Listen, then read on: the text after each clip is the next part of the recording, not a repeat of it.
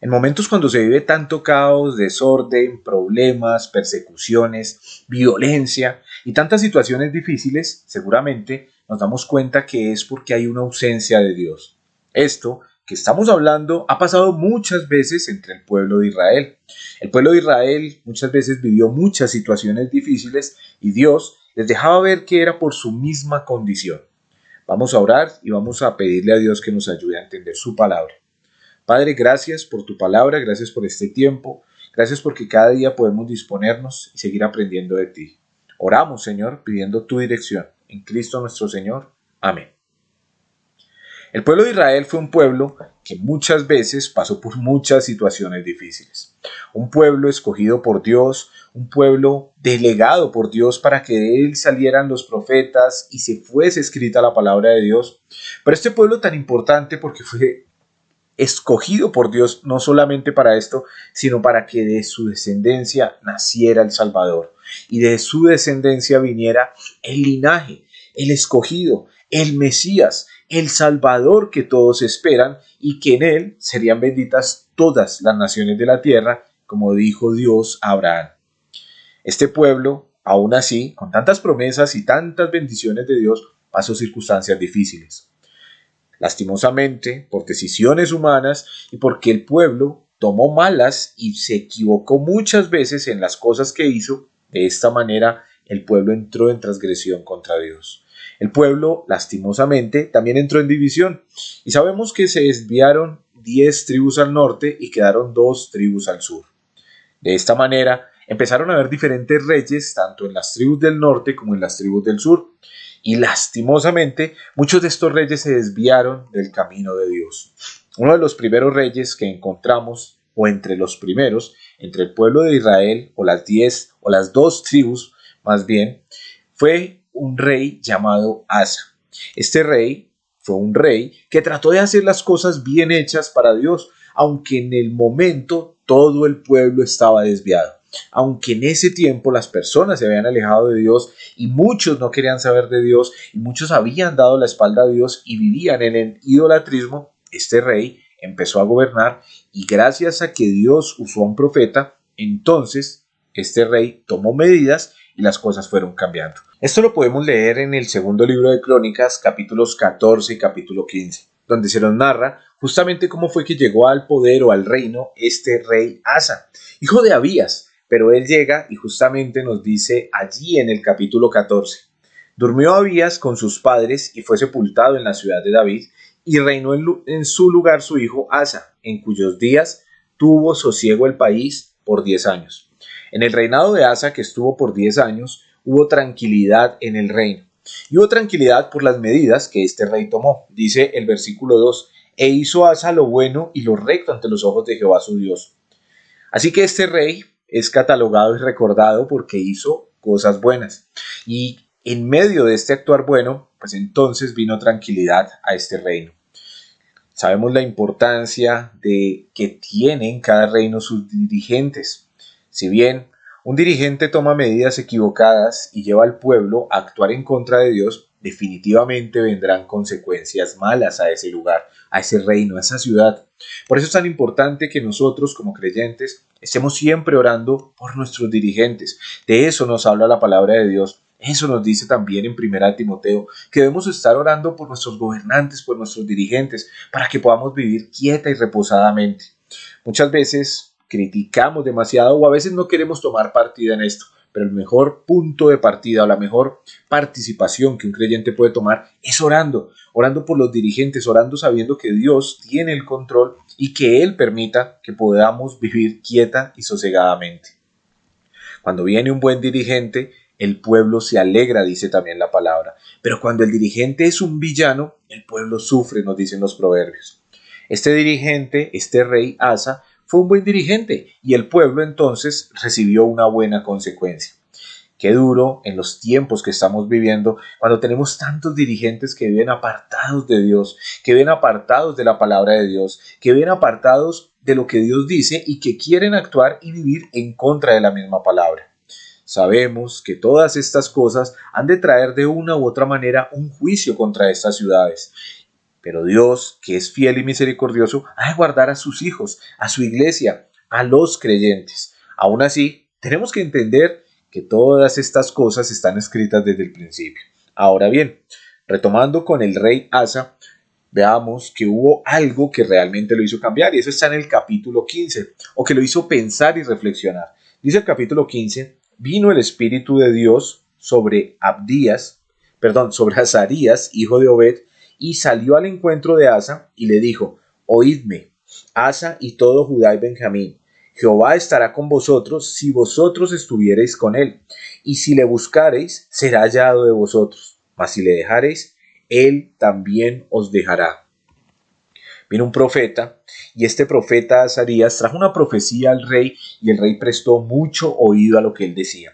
El profeta les decía, busquen a Dios, si buscan a Dios lo van a encontrar, si ustedes realmente se acercan a Dios va a ser hallado, pero si ustedes se apartan y se alejan, pues Dios también se alejará de ustedes.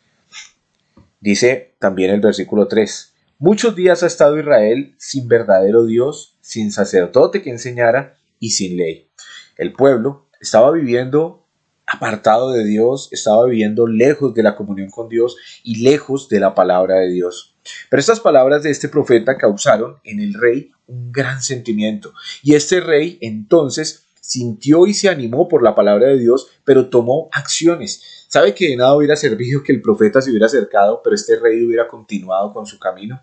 Todo lo contrario, el rey, cuando escuchó a este profeta, entonces tomó medidas y empezó a actuar y a vivir de una manera distinta.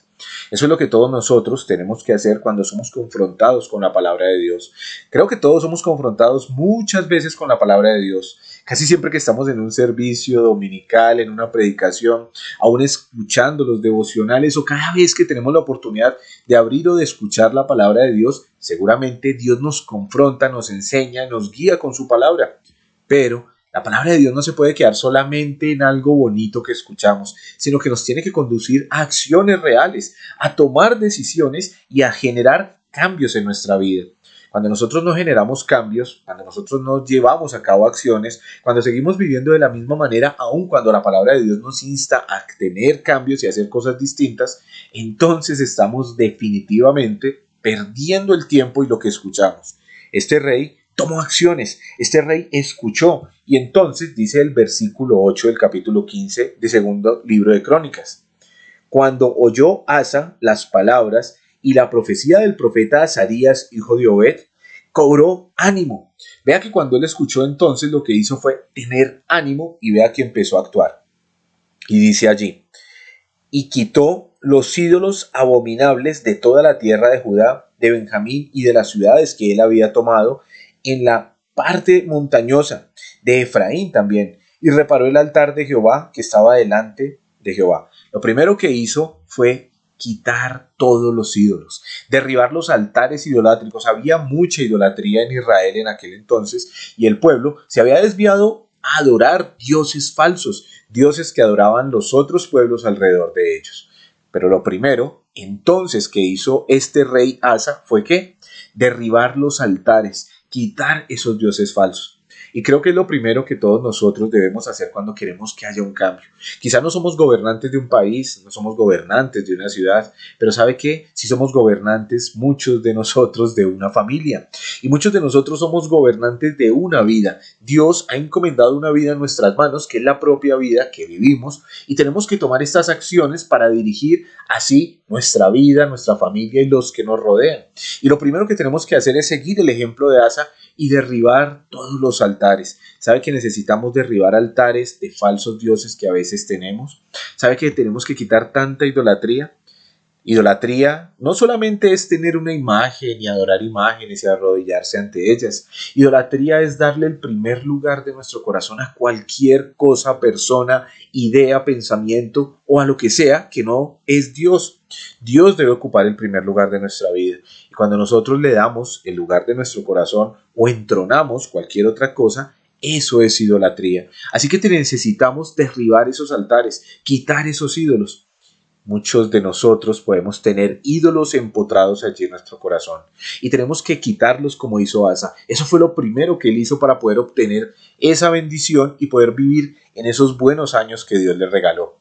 Quitar los ídolos. ¿Qué ídolos hay en nuestra vida? Quizá debamos pensar por un momento y decir, hay cosas que idolatro, hay personas o hay cosas que tengo aquí, quizá un trabajo, quizá el dinero, quizá el mismo estudio para algunos, quizá una persona o quizá una costumbre que tengamos y la estamos llenando como si fuese lo principal de nuestra vida. Necesitamos derribar esos ídolos.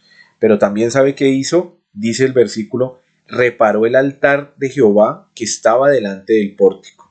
Él reparó el altar de Jehová. Esto nos habla de que se acercó de nuevo a Dios. No había un altar para Dios. ¿Sabe que el altar estaba destruido? No había altar porque no estaban ofreciendo sacrificios y vivían alejados de tener esa relación con Dios, esa comunión con Dios. Pero él no solo reparó el altar, sino que dice que reunió a todos, y dice el versículo 10, y se reunieron en Jerusalén en el mes tercero, y dice el versículo 11, y en el mismo año, en el mismo día, sacrificaron para Jehová del botín que habían traído 700 bueyes y 7,000 ovejas. Así que lo primero que hizo fue destruir los altares, quitar la idolatría, y lo segundo que hizo fue reconstruir el altar y traer sacrificio a Dios. Esto nos habla de buscar esa comunión con Dios, de acercarse nuevamente a Dios, de restaurar la relación con Dios. ¿Cómo está nuestra relación con Dios hoy? Quizá nuestra relación con Dios también necesite ser restaurada. Quizá también nuestra relación ha sido afectada. Quizá ya no tenemos el mismo tiempo de devoción con Dios. Quizá ya no tenemos tiempo para leer la Biblia, para estar en su palabra, para acercarnos a Él. Quizá a veces pasan días y hasta semanas en que no estamos con Dios. Nosotros también muchas veces necesitamos hacer lo que hizo el rey Asa, que es restaurar nuestra comunión con Dios y restaurar nuestra relación con Dios, acercarnos una vez más a Él. ¿Cómo está el altar que tenemos para Dios? El altar que deberíamos tener, no un altar físico ni algo en nuestra casa, sino un altar en nuestro corazón, en nuestra vida para Dios. ¿Cómo está ese altar? ¿Cómo está el tiempo de devoción con Dios? ¿Cómo está nuestro tiempo con Dios? Bueno, eso fue lo segundo que hizo Asa, pero ¿sabe que hizo algo más? Y lo tercero que hizo dice, entonces, versículo 12, prometieron solemnemente que buscarían a Jehová el Dios de sus padres de todo corazón y de toda su alma. Así que hicieron una promesa y dijeron que buscarían a Jehová Dios de todo su corazón y de toda su alma. Eso se llama consagración. Así que ellos derribaron los altares, así que ellos reconstruyeron el altar para Dios, pero también hicieron una promesa solemne de estar con el Señor, de tener esa consagración con Dios. Necesitamos todos nosotros como hijos de Dios consagrarnos al Señor, necesitamos consagrar nuestra vida. Tenemos vidas con poca consagración muchas veces porque hemos vivido alejados y envueltos en nuestras propias ocupaciones. Pero este rey hizo algo cuando entendió la grandeza de lo que Dios le estaba dando y se consagró y consagró a todo el pueblo y prometieron estar fielmente con Dios todos los días de su vida. ¿Qué consagración le gustaría hacer a usted hoy? ¿Qué cosas le gustaría consagrar? ¿Qué áreas de su vida le gustaría poner en consagración o decirle a Dios, Señor, haré esto para ti? Ahora, bien dice la Biblia, que nunca nos apresuremos a prometer algo que no vayamos a cumplir, porque es mejor no prometerle a prometer y no cumplirle al Señor. Pero debemos pensar seriamente y debemos consagrar nuestra vida a Él. Dios quiere una vida consagrada. Dios quiere una vida devota a Él. Y creo que todos nosotros debemos hacerlo conscientemente, fervientemente, pero con nuestra razón y no con nuestra emoción. Que el Señor nos guíe para consagrar nuestra vida. Y deben haber áreas que necesitan ser consagradas. Así que yo quiero invitar hoy a todos los que nos escuchan a que pensemos en esas tres cosas. ¿Qué altares hay que derribar? ¿Cómo debemos acercarnos a estos tiempos con Dios? ¿Y qué vamos a consagrar para Él? ¿Qué áreas de nuestra vida? Definitivamente, toda la vida debería ser consagrada a Él. Que el Señor nos dirija y nos ayude para actuar como actuó este rey, el rey Asa de Israel, o el rey de Judá más bien, que llevó a cabo estas tres acciones y Dios estuvo con él y le dio victorias. Que Dios bendiga nuestra vida y terminemos dándole gloria al Señor. Padre, gracias por el tiempo, por tu palabra, por lo que nos enseñas y ayúdanos a actuar sabiamente, Dios, y ayúdanos también a tomar medidas para tener esa relación contigo y ver tus bendiciones. Señor, tú eres grande, te amamos, en Cristo Jesús oramos. Amén.